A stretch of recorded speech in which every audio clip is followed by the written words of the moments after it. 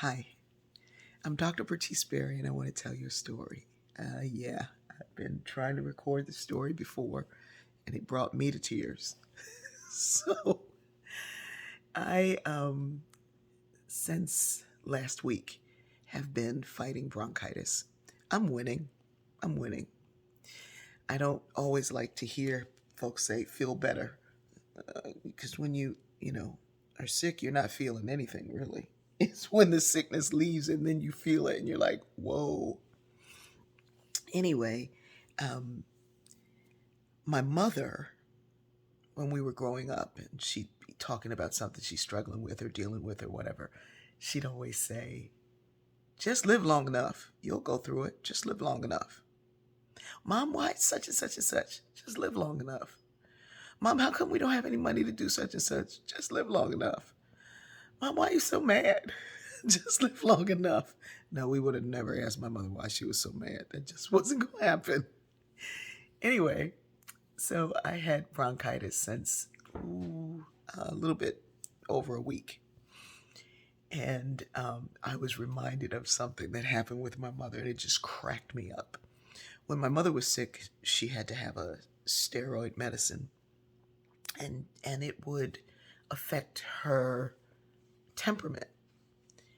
And one day we were in the doctor's office and we're going through everything, and she's answering, yes, yes, yes, yes, yes, no, yes. So my mother had this other saying. She would, like when we were kids, we'd be in a room whispering at night. She get on my nerves. I can hear you. I can hear a rat pee on cotton. So we're in the doctor's office, and I kind of move out of what I'm thinking is her earshot. And I say to the doctor, my mom, I think the medicine you have her on is changing her mood. She's a little bit feisty. And my mother says, I can hear you. I can hear a rat pee on cotton. I'm not feisty.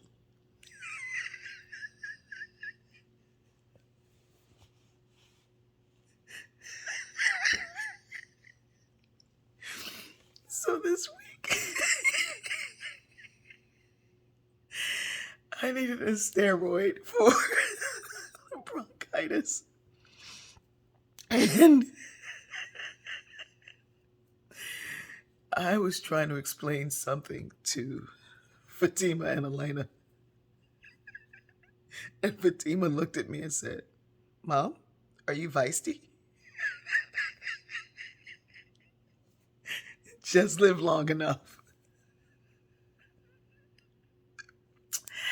This morning I was in here walking around and thinking how that thought in that moment when my mother, she suffered a brain tumor, and it resulted in 5 heart attacks and 6 strokes over a 2-year period. She would go down, she'd come back up, she'd go down, she'd come back up. And that period came back to me. Like, why would I be remembering that time when she was sick? Because in it are lessons for us to live today if we would mine through that. And then I thought about how Miss Opal Lee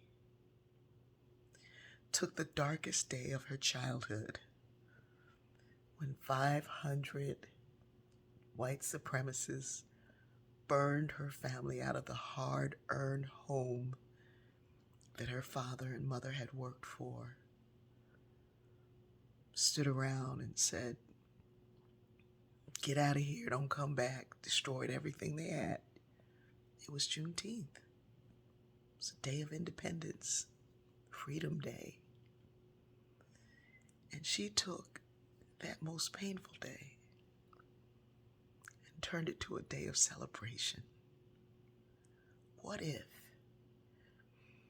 instead of me taking moments of illness or pain or suffering or sorrow, what if they were an opportunity to get closer to the ancestors, to listen, to hear, to turn it into a cause of celebration? What if that remembrance of I'm not feisty was just a way to get closer to the mother that I so love, with the realization that nothing is lost in the universe, that she is in the way, and that at any time, in any place, I want to talk to her, learn from her, connect with her, or any of the ancestors. I can.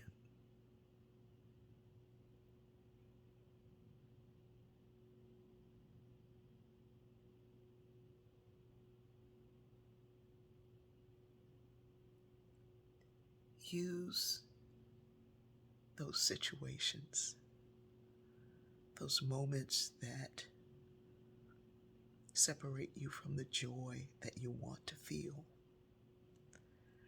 to find ways to give joy to others.